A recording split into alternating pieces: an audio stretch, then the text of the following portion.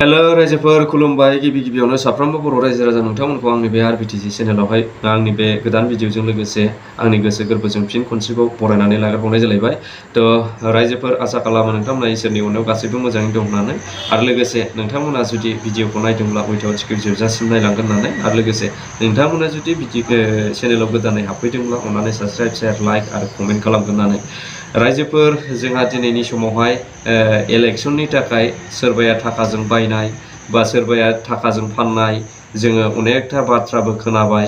दा दिनैनि समाव आं बेखौनो बुंगोन रायजोफोर जे जोंनि बे बिटिसिखौ गाज्रि नोजोरजों बा गावसिनि आवथायाव बोरै लानो हायो बेखौ नोजोर होनानै दिनैहाय लोब लोब मन्त्रि एमएलए चिफ मिनिस्टार जा मिनिस्टारफोर दं दिनै जोंनि क'क्राझाराव नामायबोजोब्बाय आरो नामायबोनायनि गेजेरजों थाखा थफ्ला लायै लायै नामायबोदों रायजोफोर।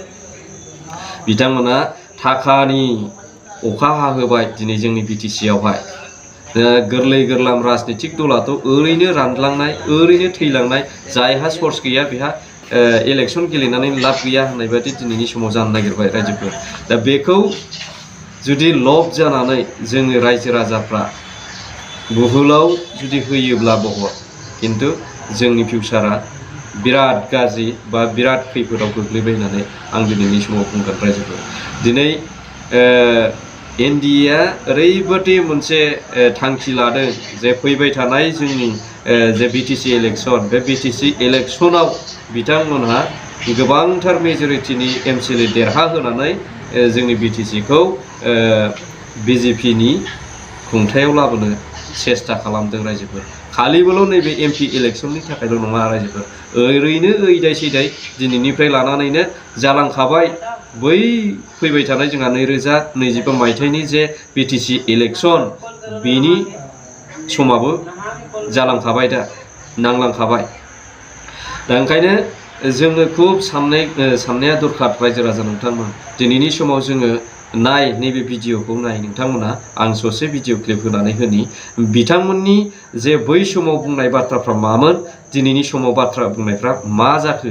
दिनै हठात करे सानसे साननैनि गेजेरावनो जोंनि माखासे मानसिफोरा थाखाजों बायजानानै दिनै उल्था बाथ्रा रायलायनो हमगासिनो दं आरो बिथांमोनखौ आं सानो बिथांमोना निस्सय थाखाजों बायजानायनि थाखायसो दिनैहाय बेबादि बाथ्राखौ बुंनो बायद'था जादों। दा अब्ला जोंनि फिउचारा मा रायजोफोर सिन्था खालामदो। जों थाखा फैसाजों बायजानानै जोंनि बिटिसिखौ जों दंस' खालामनो थांगासिनो दं नामा, बेखौ मोजाङै सिन्था खालामनाया मोजां रायजोफोर। थ' नोंथांमोना नैबे भिडिअ क्लिपखौ ससे नायनानै ला। मुगानि थान्दैनि एडिटर इन चिफमोन बिथाङा। जोङो ससियेल मिडियायाव जोबोद नुबाय थायोना बिथांखौहाय। बे समाव हाग्रामा महिलारिनि जानानै जाय बिथाङा मुगानि थान्दैनि एडिटर इन चिफ बिनन्जय नार्जारी बिथाङा दिनै इउपिपिएलआव जइन जाबाय रायजोफोर। दिनै बिथाङा इउपिपिएलआव जइन जाबाय, जोङो बिथांखौ बरायो। बेजों लोगोसे नोंथाङा जोबोद प्रसार खालामबाय थायोमोन, दिनै मा खारनावहाय नोंथाङा जे बे इउपिपिएलआवहाय जयनिं जाखो? गिबियावनो नोंथांमोननि चेनेलखौ अनसायगिरि बिथांमोननिसिम बयनिसिमबो खुलुमनाय बावहरदों। बे समाव आङो बाव इउपिपिएल दोलोआव सासे भटार्स हिसाबै जयेन बा जगदान होआखै। आं सासे सापर्टार हिसाबै फैबाय थानाय जिथु 7 मे खालार खालि जानो गोनां जिथु 3rd फेजनि एमपि बिसायख'थि, बेयाव एनडिए दोलोनि बिजाथि जयन्त बसुमतारी बिथांखौ देरहासार खालामनांगौनि असिलायाव जों बेवहाय दिनै सापर्ट होनो होननानै जिउ गोसो मोदोम होनानै ओंखारबोदों। आरो आं बे समाव बबेबा दोलोनि बा सोरनिबा खामानि मावबोदोंमोन बेबो नङा।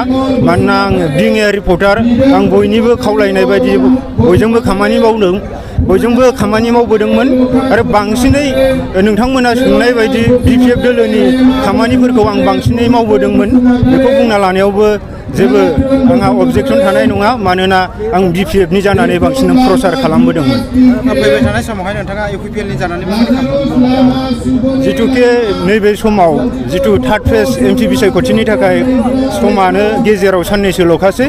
बेखिनि समाव जोङो जिथुके ससियेल मिडियानि गेजेरजों जोङो माखासे गोहोम खोख्लैनो हायो हिसाबै जों बे समाव बुंगोन जिथुके नैबे बुब्लियाव जोङो नुनो मोन्दों जों फिल्डआव गिदिंग्रा हिसाबै दिनै BPF दोलोआ हारसिङै नांदों नाथाय बे जिथु नैबे 1 नं ST लकसभा समस्तियाव NDA नि बिजाथि बिथां जयन्त बसुमतारी बिथांखौ देरहासार खालामनो दिनै BJP दोलो दङ UPPL दङ बिनिफ्राय AGP दं दा बिब्दिब्ला जों नुहुरखायो जे फैबाय थानाय समाव जयन्त बसुमतारी बिथाङा गोरलैयैनो देरहालांनो हागोन आरो उननि समाव जिथु BTC बिसायख'थि बा काउन्सिल बिसायख'थिनि खोथाफोराव जों बैफोरखौ बुंहरनो हायो जे सरकारा दिनै रुलिं गभर्नमेन्ट बे रुलिं गभर्नमेन्टनि थाखाय दिनै सरकाराव फैफिननाया गोरलै जायो बा सोरबा अपोजिसनाव थानायफोरनि थाखाय बे जोबोद गोब्राब जायो दा बैफोर परिबेसखौ नुहुरनानै दिनैनि समाव जिथुके बयबो जोङो जौगानाय बिथिंजोंनो जों खामानि मावनांगौब्ला दिनै आरो प्रमद बर' बिथांनि दैदेननाय जिथु UPPL सरकार बिथाङा दिनै BTC आव शान्ति आरो गोजोनखौ गायसननो हादोंब्ला जों बे समाव जोङो बिथांखौनो सापर्ट खालामनानै जोङो फिन खनसे अनलायनायनि गेजेरजों माब्रैबा जोङो BTC आव मोनसे सनानि BTC दाफुंनो हागोन बैफोरनि थाखाय जों बयबो खामानि मावलायनांगौ होननानै आं सानो